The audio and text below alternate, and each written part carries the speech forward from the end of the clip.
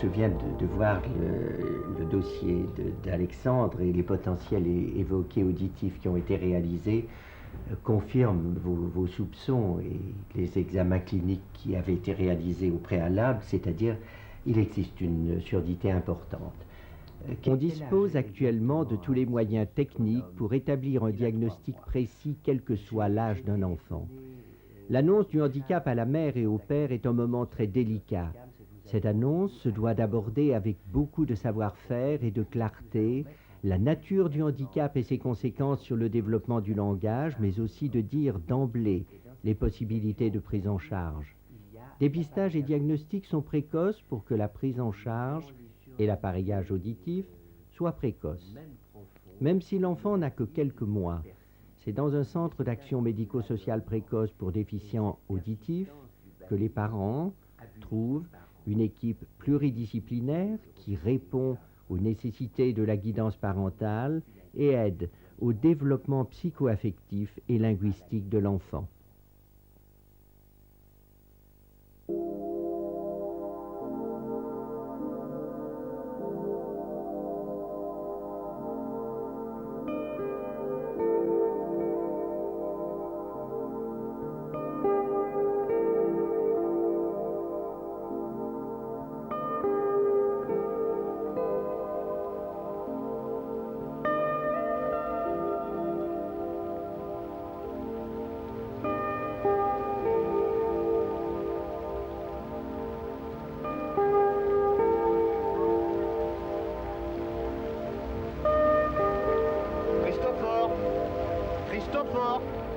Christopher!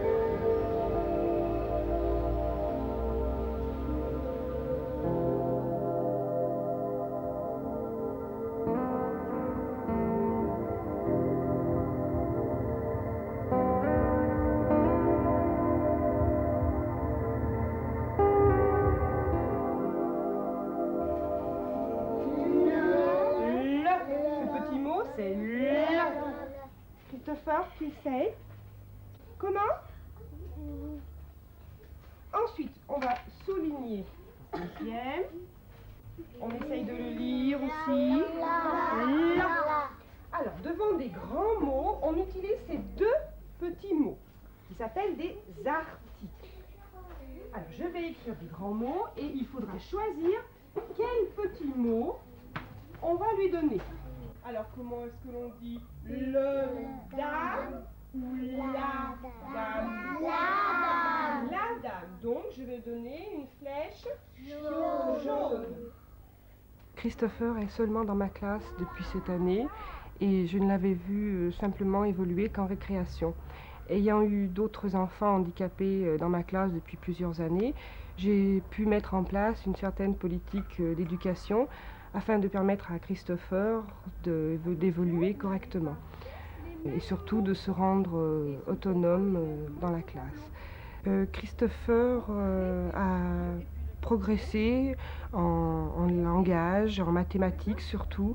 Il comprend très très rapidement les explications par la lecture simple et visuelle des consignes.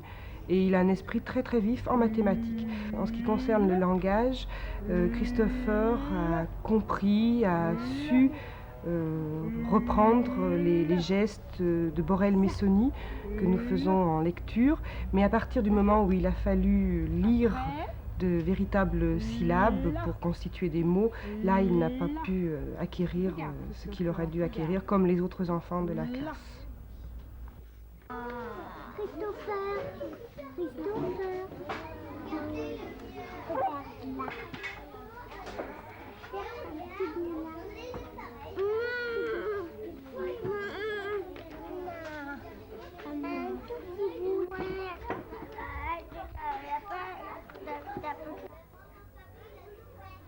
Christopher a eu de très bons contacts permanents avec des enfants entendants Il a pu acquérir du vocabulaire simple, suscité justement par l'environnement de ces enfants entendants.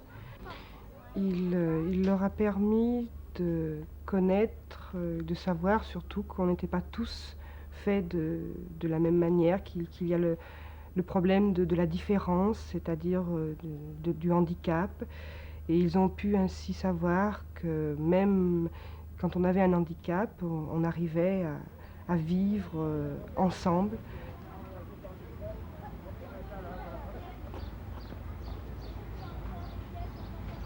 Tu veux ces fleurs-là? Quoi? Où? Marie! Oui, d'accord. On va demander à la dame. Elle est où, la dame? Elle est là. Bonjour. On voudrait des fleurs. Oui, c'est quelle?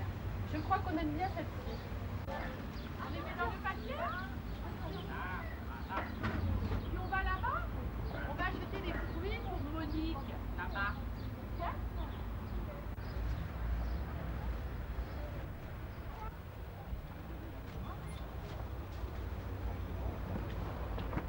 La dame va peser sur la balance. Qu'est-ce que tu aimes comme fruit? La dame pèse. On va donner à la dame. Attends, tu attends. Combien on lui dit? 7,50. Alors, 7,50. Ben rien, on va s'arranger après. Merci. Comment tu t'appelles? Elle ne sait pas répondre à cette question-là. Comment tu t'appelles, toi? Tu t'appelles Marie. Ce sont des enfants malentendants.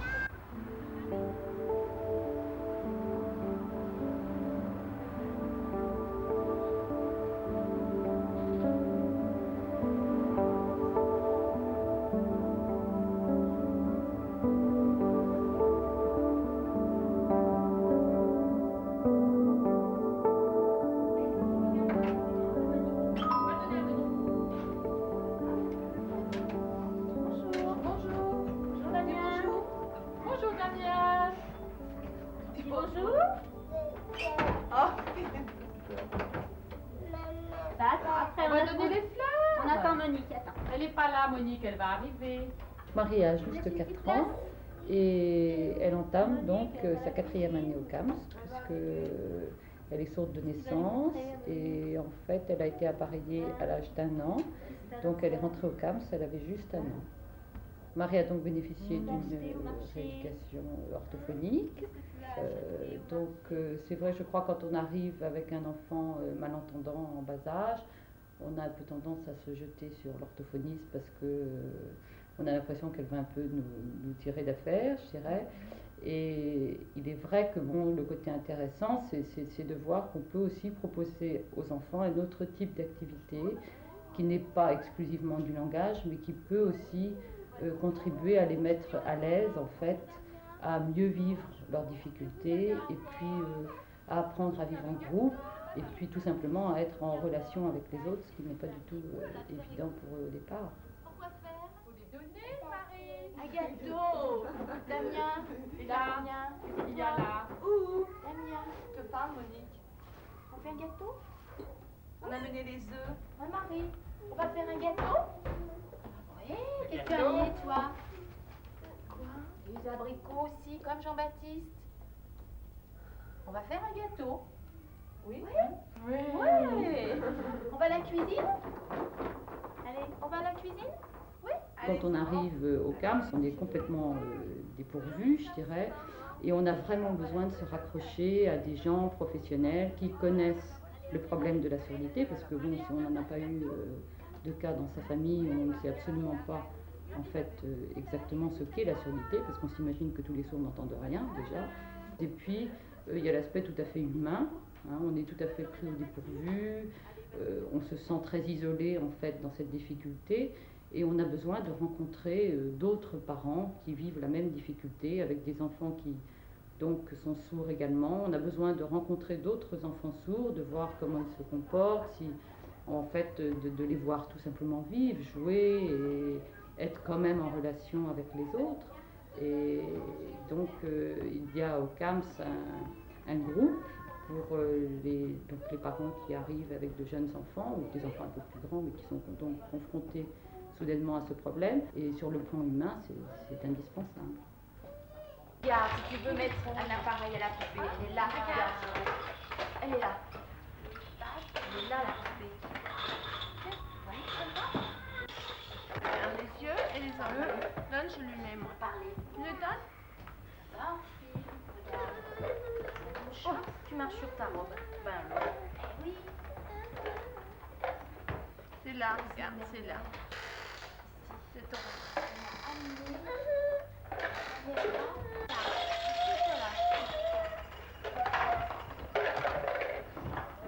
Tu auras trop chaud sur moi. On a également la possibilité donc d'avoir des entretiens avec une psychologue et de pouvoir exposer un peu tous les problèmes auxquels on est confronté dans la vie de tous les jours avec notre enfant, qui peuvent être des problèmes purement matériels de communication en fait, et puis aussi des problèmes de comportement pour notre enfant, puisque les enfants sourds ont quand même, sont privés de beaucoup d'informations. Ils peuvent avoir parfois des réactions un peu agressives vis-à-vis de leurs frères et sœurs ou vis-à-vis de leurs parents, et très souvent les conseils d'une psychologue peuvent nous aider à déboucher sur des situations qui nous paraissaient difficiles à vivre avec l'enfant. Oh là, c'est deux.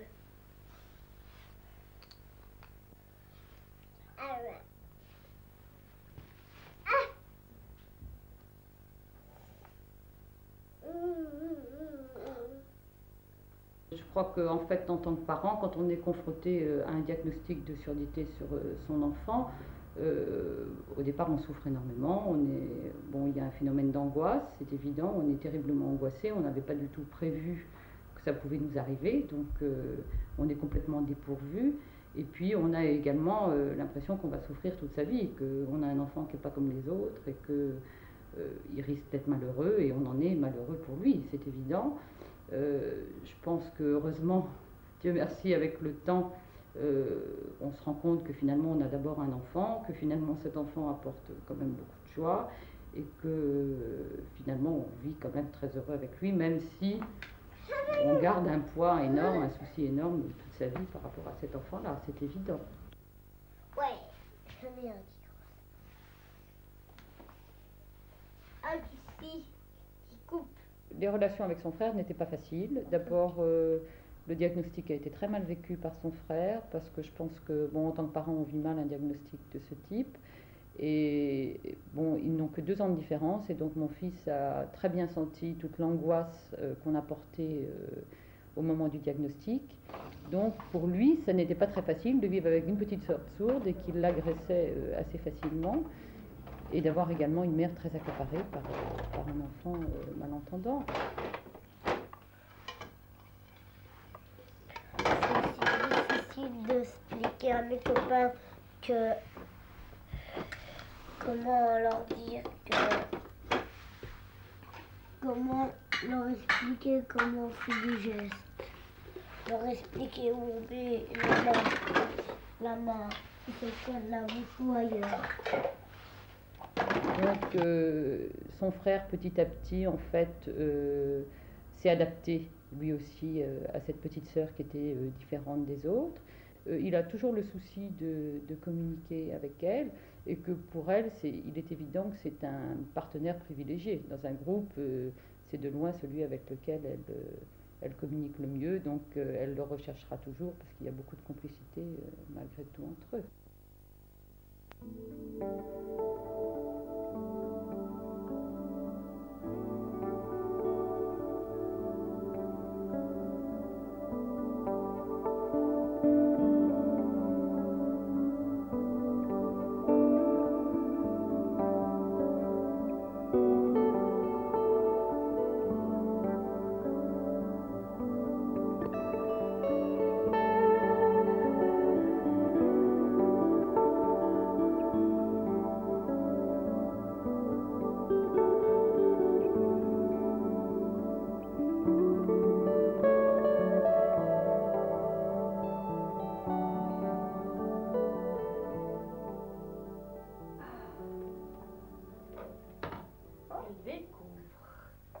Elle découvre des petites balles.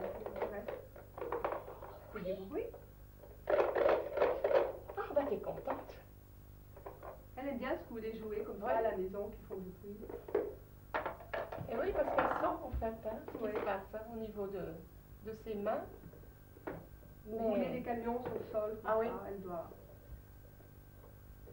Elle perçoit en fait les vibrations. Vibration, ouais. Ce qui est sûr, c'est qu'avec ces appareils, on est sûr qu'elle entend un certain nombre de choses. Et pour l'instant, elle n'a pas appris à tout décoder. Et quand est-ce qu'on va savoir exactement ce qu'elle entend vraiment ou ce qu'elle n'entend pas? Ce qu'on peut essayer de voir, c'est ses réactions dans la vie de tous les jours. Hein. C'est-à-dire que vous, chez vous, sans doute, elle réagit à des choses. Ce qu'il y a, c'est qu'il faut arriver à les repérer. Et puis d'autre part, par rapport à des bruits nouveaux, il se peut très bien qu'elle les entende. Mais comme elle ne sait pas du tout à quoi ça correspond, il n'y a pas de sens pour elle à ces bruits. Donc il faut qu'elle-même fasse ses expériences. Donc c'est important pour elle que ça se passe dans une situation de plaisir. C'est-à-dire qu'elle-même crée des situations et vous pouvez aussi également avoir l'idée d'en créer, mais jamais de façon artificielle.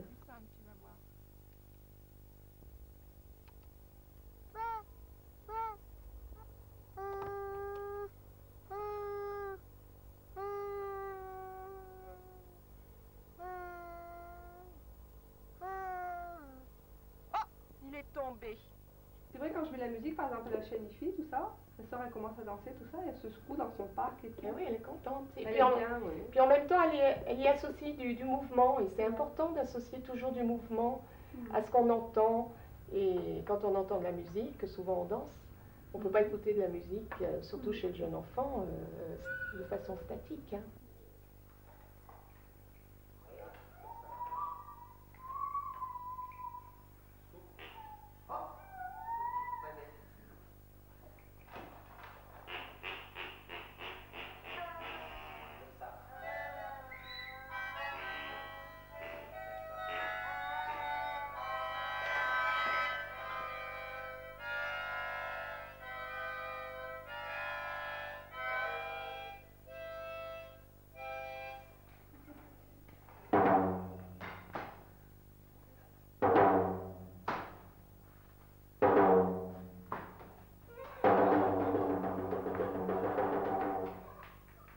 Moi, j'étais contente, la semaine dernière, elle a commencé à faire des mam, tout ça. Ah oui? Puis on s'y attendait pas, moi je pensais qu'elle allait en faire quand elle serait plus grande. Puis je sais pas, ça nous a fait plaisir parce qu'on avait peur qu'elle s'arrête de gazouiller.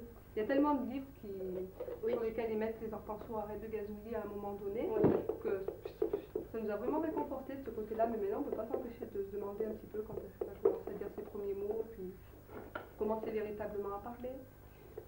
De toute façon, c'est sûr qu'à partir du moment où on appareille un enfant, on lui facilite la tâche, c'est-à-dire que généralement il se met à écouter sa voix, donc il va se mettre à prendre plaisir à jouer avec sa voix. Et très souvent le gazouillis ne s'arrête pas.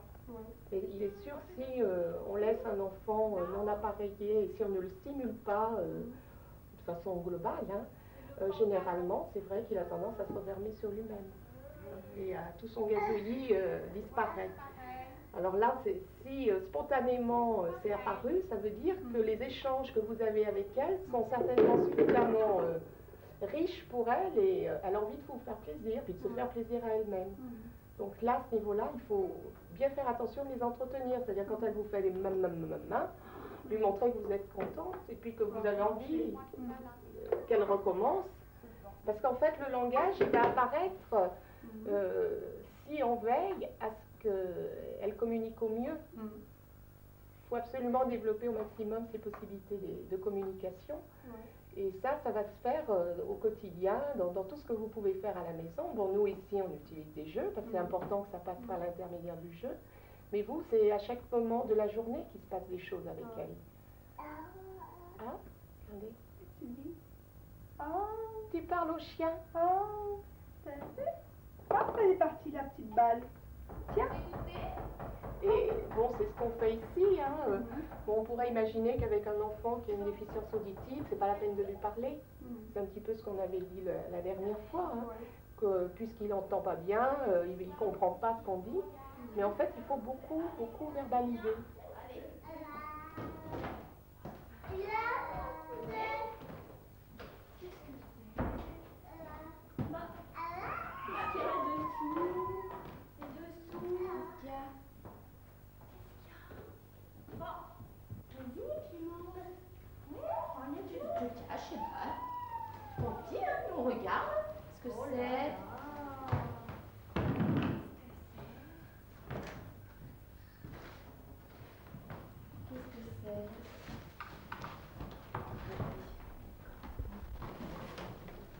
quoi faire tout ça? On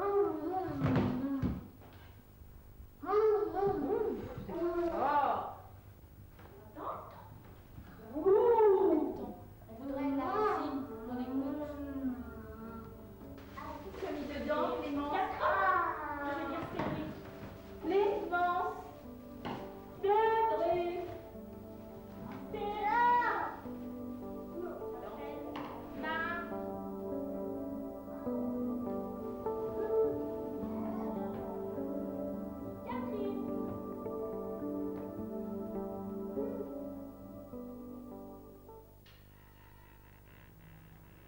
Quelque chose ne va pas. Mon avion va s'écraser. Le mien aussi. M'aidez! M'aidez! Panne d'essence. Allons en chercher au garage de l'autre d'ici. Nous sommes en panne d'essence, monsieur. Heureusement, nous sommes à l'aéroport. Poussez la voiture jusqu'à la maison et prenez votre... Comme tous les parents d'enfants sourds, hein, on a été confrontés très rapidement aux difficultés de la communication avec l'enfant. Donc il n'y a pas de réception. C'était un petit peu bon, le trou pour nous, comment s'orienter, qu'est-ce qu'il fallait faire. Bon, on allait à l'information, hein. On puisait, on cherchait des documents, on essayait de rencontrer des gens qui avaient déjà des enfants sourds. Et on avait aussi remarqué que Delphine avait tendance, à sa façon elle, de coder pour nous montrer les choses qu'elle voulait nous montrer, ou c'était une façon de se débrouiller pour nous faire comprendre. Bon, on voulait bien sûr privilégier la communication, l'expression bien sûr, et puis la réflexion. Bon, mais ça c'est pour des enfants déjà qui ont un langage plus élaboré. Donc c'était indispensable, c'était la langue des signes, il fallait qu'on passe par la langue des signes. Il faut reconnaître, bon, ça a fait un petit peu, ça a été comme un flash. C'est vrai, on a découvert que les sourds avaient une langue à part entière. On opte pour un langage qui est autre que celui du commun, je veux dire de la rue, hein. Il n'est pas oral puisqu'il est gestuel.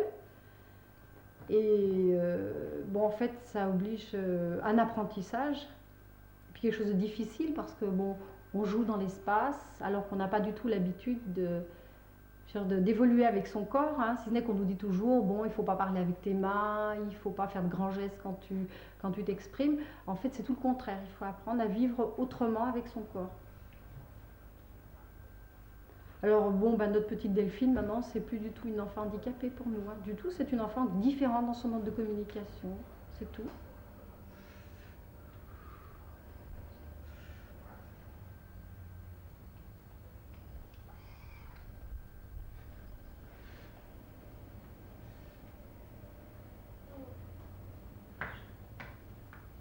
La langue des signes, ça représente un petit peu plus de 5 ans d'apprentissage. Évidemment, bon, pour nous, ça implique une disponibilité. Il faut s'imprégner aussi de la langue des signes, il faut la sentir, il faut la vivre, parce qu'en fait, elle a beaucoup de poésie. Et puis, bon, je trouve qu'il en sort des tas de choses, hein. Bon, elle a des limites, c'est sûr.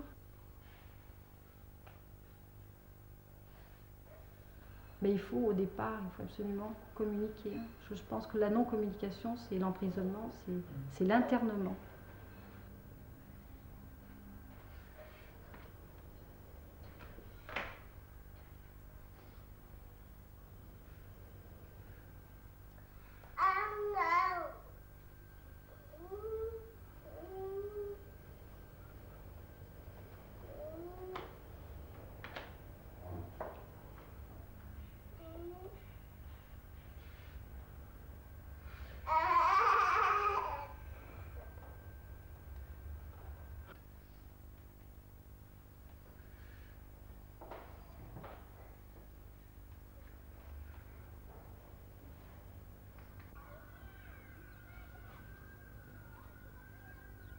Dans un premier temps, nous avons réfléchi avec l'équipe du CAMS aux meilleurs moyens de communication pour aider Damien à entrer dans cette communication, et il a semblé que la langue des signes serait pour lui la plus souhaitable. Damien étant tout petit, je me servais que de mots faciles, donc je n'ai pas vraiment ressenti de difficultés. Je pense qu'elles viennent maintenant, les difficultés. Je sens que Damien a 4 ans, a beaucoup plus de maturité, et maintenant je commence moi à me sentir limitée par rapport à ce que j'aimerais lui dire, ou Même lui, de temps en temps, me signe certaines choses que je ne comprends pas. Et ça, c'est très très dur à vivre en fait. Alors effectivement, il nous a paru que la langue des signes n'était plus suffisante et on a pensé au LPC, au langage parlé complété donc. Et cet été, nous sommes allés en famille suivre un stage dans le Queyras. Il est caché. On va le chercher. On va le chercher. Où est le ballon vert? Où est le ballon vert? À qui lance-t-on le ballon? À qui lance-t-on le ballon? Attendez, on recommence. À qui lance-t-on le ballon? C'est fini. C'est fini. Il nous semblait que la langue des signes le limitait dans ce monde de sourds. Et en fait, Damien sera appelé à vivre avec aussi des entendants, et donc on souhaite que, s'il le peut, il oralise pour ne pas avoir cette barrière infranchissable quand il sera dans le monde des entendants, qui sera quand même le monde le plus important dans la vie de tous les jours. En fait, je trouve que ça se passe pas trop mal avec Damien. J'ai rarement des colères par incompréhension. On arrive toujours par des mimiques, par je prends d'autres gestes à ce moment-là, mais je pense qu'on arrive toujours on simplifie au maximum, d'où une compréhension immédiate, mais pour l'avenir, un souci, parce qu'on se dit, quand on va vouloir entrer dans un langage un peu plus élaboré, comment fera-t-on? Et c'est pour ça que le LPC, où là il y a toute la structuration de la phrase, on pense, nous sera d'un grand secours, alors que la langue des signes, pour nous, sera toujours une langue étrangère.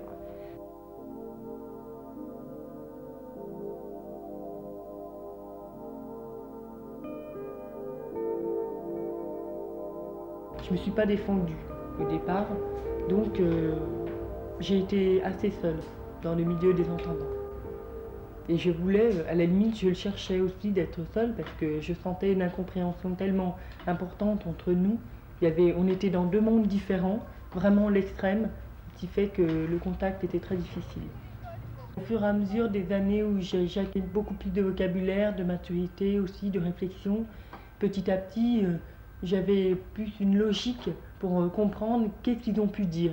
Donc il y a tout un système logique qui s'est mis en place dans ma tête, qui fait que maintenant, même si j'arrive dans une conversation sans avoir écouté le début, je peux arriver quand même à comprendre où ça en est.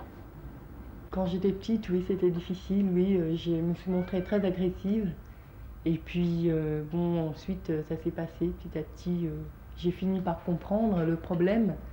Parce que, si vous voulez, en fait, il faut bien comprendre, c'est que quand j'étais petite, j'étais malentendante, c'est vrai, mais je ne me rendais pas compte que j'étais pas comme les autres. C'est les autres qui m'ont fait ressentir que j'étais pas comme les autres. Surtout justement dans le milieu d'entendants, quand j'étais petite, c'était très fréquent. J'étais agressive, mais je ne savais pas pourquoi. Et je me suis rendu compte que j'étais pas comme les autres et que j'étais sourde, surtout en CM2. Et c'est en CM2 justement que là, j'ai rien fait, j'ai redoublé justement. Et donc c'est là que je me suis vraiment rendu compte que j'étais pas comme les autres. Maintenant c'est Paris. Oui, alors là, Paris, ça a été la grande découverte pour beaucoup de choses. Déjà, Paris, c'est immense, c'est beau, ça fait rêver les jeunes, déjà pour commencer. En plus, là, je suis passée d'un extrême à l'autre. J'étais vraiment dans un milieu que d'entendants. À Paris, je suis dans un milieu que de sourds. Alors là c'est vraiment très, très différent. J'ai eu un choc au départ, surtout au niveau intellectuel. Le niveau intellectuel était bien inférieur aux entendants. Pas au niveau capacité intelligence, mais au niveau de langage, surtout. Et donc, je suis arrivée là-bas, j'étais largement à l'aise, je me sentais bien, tout. Au niveau de la communication avec les autres, alors là, pas de problème. Ça se passait très très bien parce qu'on se sentait compris, on sentait qu'on avait les mêmes problèmes. Le fait de s'exprimer avec les gestes, on dégage quand même une certaine chaleur, déjà d'amitié entre une personne et une autre. Moi, je trouve que quand on parle avec un entendant, on a un langage, mais ça me paraît plus froid. On a un langage, disons, comment dire, on parle, mais bon, les sourds sont beaucoup plus expressifs et beaucoup plus sensibles, je trouve. Parce que tout de suite, dans leur communication, quand ils veulent exprimer quelque chose, ça se voit dans le comportement du corps. Il y a le corps aussi qui s'exprime. Donc, toute leur énergie est basée et dégagée sur la communication. Et on sent aussi cet effort et ce vouloir de se faire comprendre par rapport aux autres, c'est assez extraordinaire, je trouve. C'est ça la différence surtout. Et puis, cette solidarité aussi forte de vouloir aider l'autre, de vouloir absolument qu'il s'en sorte, de ne pas laisser quelqu'un traîner à côté de soi. Et là, Damien arrive. Damien arrive. Alors, Damien, bon, bah, c'est le 4e dans ma famille. Moi, je suis l'aîné et mon petit frère, c'est le dernier. Et quand il est arrivé au monde, ça a été une grande découverte pour moi. J'étais vraiment très heureuse parce que jusqu'à présent, j'avais connu que le milieu d'entendants avant. Et quand il est arrivé, je me suis sentie enfin moins seule et enfin compris. Je me suis dit, enfin, il y a quelqu'un d'autre dans ma vie qui existe, qui est comme moi, qui n'entend pas et qui a des problèmes aussi. Les entendants, tout le monde a des problèmes, mais disons que je ne savais pas jusqu'à présent, avant, quand j'étais petite, qu'il existait des gens qui étaient sourds comme moi. J'avais l'impression d'être seule au monde, d'être comme ça. Et ça, je pense que c'est très important déjà de faire comprendre aux enfants qu'ils ne sont pas seuls. C'est très important parce que psychologiquement, c'est terrible la vie de ça. Et puis, d'une part, bon, bah, Damien, on a une connivence tous les deux qui est assez extraordinaire. Je disais qu'on se comprend très bien, surtout tout ce qui se passe à l'intérieur, par le regard, par aussi l'intuition intérieure, la relation qu'on a tous les deux. Quand il me parle avec les gestes, il me parlera davantage avec les gestes, beaucoup plus qu'avec les autres. Il va tout de suite comprendre que je sens son problème et il va tout de suite venir vers moi. Et vraiment, on a une relation privilégiée tous les deux. Donc lui, il appartient aussi encore à un autre monde que le mien. Mais je me dis aussi que par rapport à moi, il est dans un monde déjà bien précis, bien casé, parce qu'il est dans le milieu vraiment des sourds, lui, mais vraiment des sourds. C'est vrai que c'est dangereux d'être dans mon cas, enfin, je veux dire, être ni vraiment entendante, ni sourde profonde. Je suis partagée entre les deux mondes, le monde des sourds et le monde des entendants. Et moi, j'aimerais bien les deux.